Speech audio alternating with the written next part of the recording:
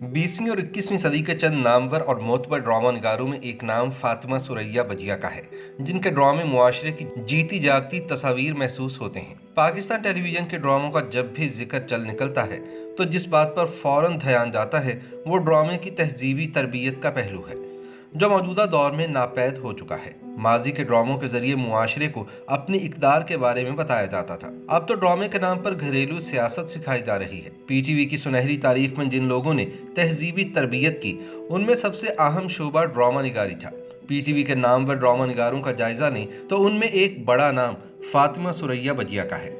मारूफ लिखारी और मज़ाह निकार अनवर मकसूद की हमशीरा फातिमा सुरैया बजिया ने थिएटर, रेडियो और टेलीविजन के लिए बेशुमार ड्रामे लिखे। पीटीवी के क़याम के बाद कराची, लाहौर और इस्लामाबाद मराकज़ के लिए बेहतरीन ड्रामा सीरियल तसनीफ़ किए। कई यादगार ड्रामा सीरीज भी लिखी। इन्होंने खुसूसी मौके पर मुख्तसर नोयत के ड्रामे भी तख्लीक किए।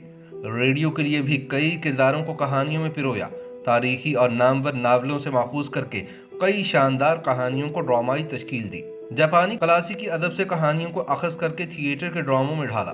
बजिया ने एक मुतहरिक और तख्लीकी ज़िंदगी बसर की जिसकी कोई तमन्ना ही कर सकता है। फातिमा सुरैया बजिया 1 सितंबर सन 1930 को मुत्तहिदा हिंदुस्तान की रियासत हैदराबाद के ज़िला कर्नाटक में पैदा हुई। इन्होंने बाकायदा किसी स्कूल से तालीम हासिल नहीं की थी, लेकिन सन 2007 में अपनी तहरीरों की बदौलत अब्दुल्ला दादाभाई यूनिवर्सिटी ने इन्हें एजाज़ी तौर पर डॉक्टरेट की डिग्री अता की थी। बजिया ने 14 वर्ष की उम्र में 250 सफ़हात पर मुश्तमिल एक मुकम्मल नावल तहरीर किया था, जिसकी 1000 कॉपियाँ छपी थी।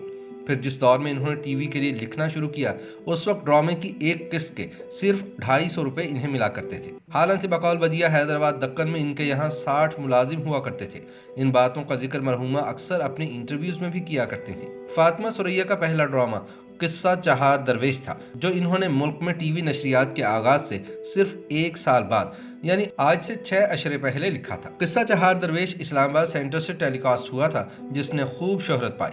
अलिफ लैला, बनु अब्बास वगैरह इसी दौर के लाजवाब ड्रामे हैं। जबकि बजिया ने टेलीफिल्म भी लिखी और इसका आगाज चंदन का पलना से किया था। बजिया का यह कारनामा भी हमेशा याद रखा जाएगा कि इन्होंने ही मतबूआ नॉवेल्स को ड्रामाई तश्कील की सूरत बख्शी, मसलन शमा, अफशां, उरूसा और तस्वीर कायनात वगैरह, जिनकी मुसन्निफा AR खातून और अस्मा खातून थी।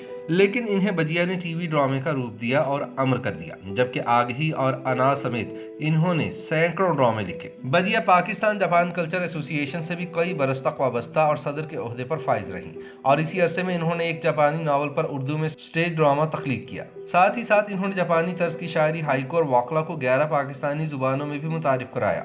बजिया की खिदमात पर हुकूमत पाकिस्तान ने इन्हें तमगा बराए हुस्न कारकर्दगी से नवाजा, जबकि जापान के शहनशाह की तरफ से इन्हें शाही एजाज the order of the sacred treasure भी दिया गया। इसके अलावा भी फातिमा सुरैया बजिया को लातादाद एजाजात मिले, मगर सबसे बढ़कर वो मुकाम है जो बजिया के लिए मद्दाहों के दिलों में है।